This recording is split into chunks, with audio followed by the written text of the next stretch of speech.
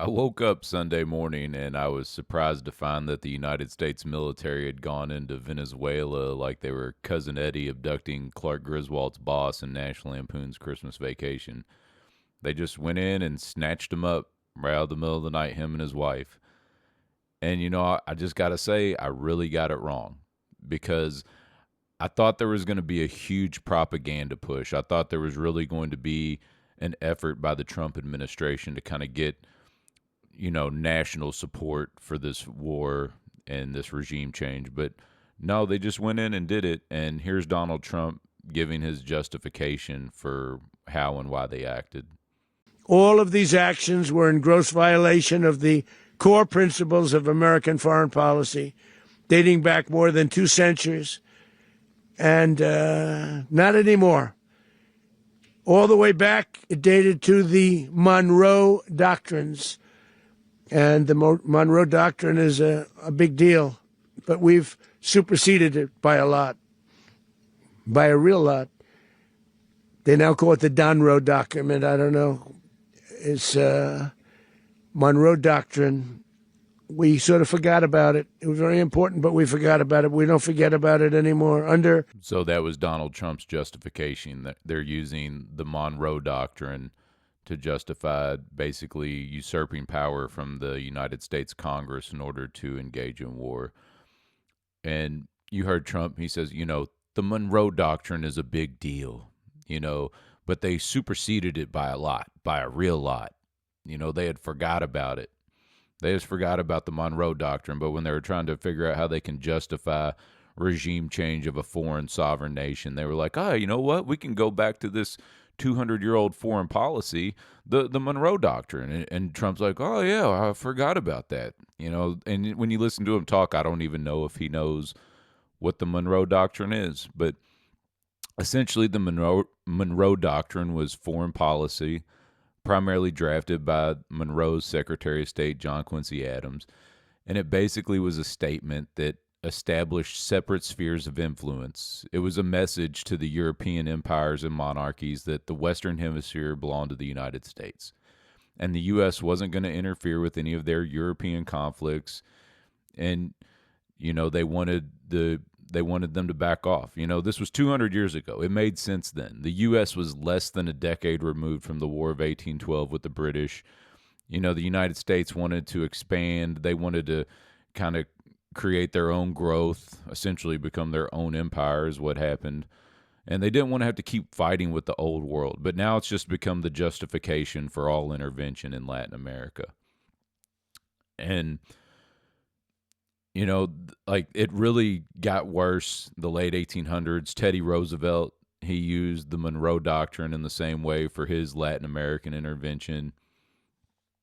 And all the Republicans, all the Trump derangement people on the right, they're celebrating this. And my only question for them is, are you pro-America the Republic, or are you pro-America the Empire? Because that's what this is. This is acting out for the corporations. This isn't about the American people. Whatever BS propaganda storyline they're giving you about blowing up the drug boats because they're concerned about the overdoses and the fentanyl and everything else, that's just their narrative. That's just so, because the real story is it's for ExxonMobil, ConocoPhillips, the oil companies that they took losses when Venezuela basically took their infrastructure, wanted more of their oil revenue. And I can understand the grievance there, but guess what? You're doing business in a foreign nation.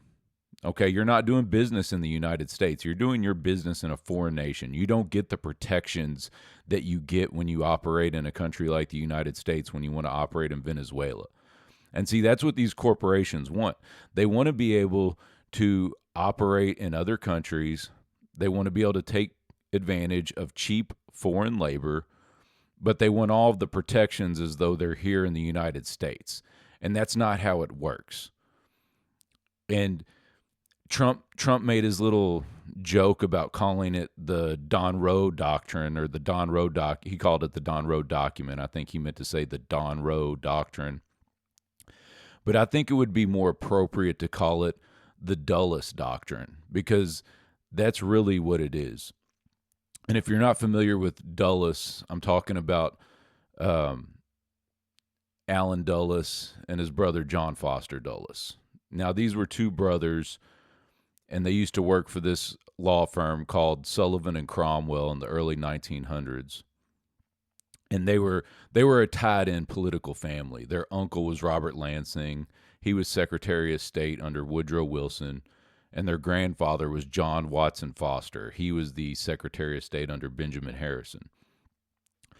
And so what these brothers do, basically, you got to understand what Sullivan Cromwell is. It's a law firm that basically handles a whole lot of international corporate law, especially at that time. And the Dulles brothers were attorneys during World War One.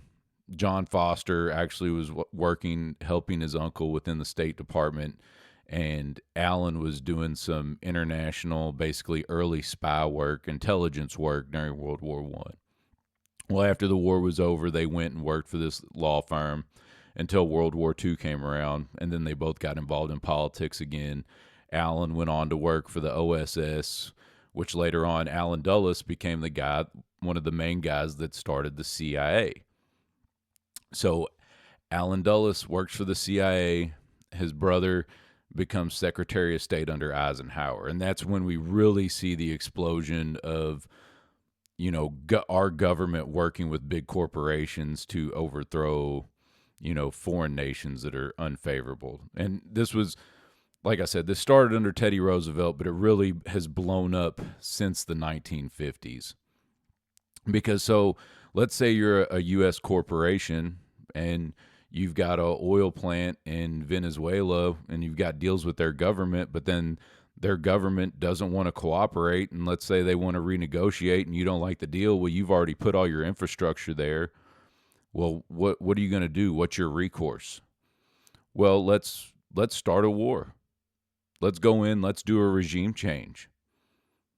It's exactly what happened. Like when people talk about Iran, that's what happened with the Shah and Mohammad Mossadegh. He was elected into power, and he wanted to renegotiate the deal that had been given to the Iranian oil company, or Anglo-Iranian Oil, which became BP. And when he wanted to nationalize it and basically have more profits for the Iranian people, well, the British didn't want that, and so they wanted our assistance. And it was actually Teddy Roosevelt's grandson, Kermit Roosevelt, that was one of the main operatives that went in there and couped Mohammad Mossadegh and reinstalled the Shah back into power. Most of the stuff I'm talking about in this video came from just a few books. One's called The Brothers, and it's about Allen and John Foster Dulles, and also All the Shah's Men. They're both written by Stephen Kinzer. He's a great author, really does a good job of documenting, basically a lot of the fascist elements of our government that have become more established over the last 100 years. Trump ran on non-intervention, and of course politicians are constantly lying and saying whatever they need to do to get elected, but Trump ran on non-intervention. Well, so far he's bombed Iran, bombed Nigeria, bombing Somalia, bombing Yemen. We've basically abducted a foreign leader of another country. And Trump actually said exactly what this was at his presser the other day.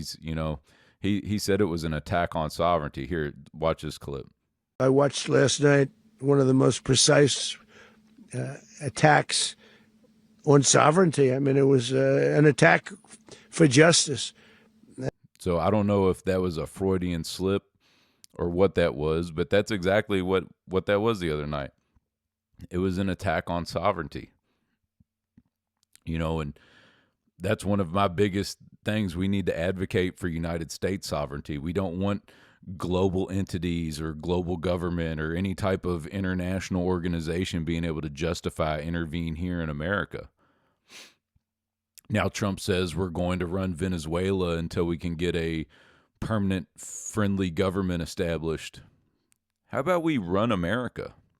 Let's fix America's problems. You can watch the rest of his presser. He talks about how they're going to make the Venezuelan people rich. So I guess Make America Great Again's turned into Make Venezuela Great Again. That's not what a lot of the base that got together and got Trump into office voted for. This also sets a bad precedent. You know, this is exactly what Vladimir Putin's saying when he's invading Ukraine. So what's your stance now?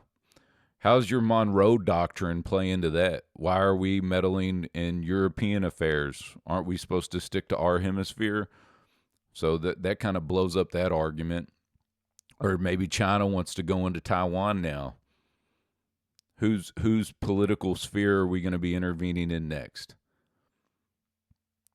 But that's all I really want to say about this. This is not good. I hope it doesn't escalate any further. And everybody's saying, "Oh, see this, you just quick, decisive actions, and it's all over." Well, Benjamin Netanyahu is just here again lobbying to attack Iran again, and Trump said that if Iran puts down any of their protesters, we're gonna get involved in Iran again. So are we really done in Venezuela, or is this just the beginning? Will there be more escalation?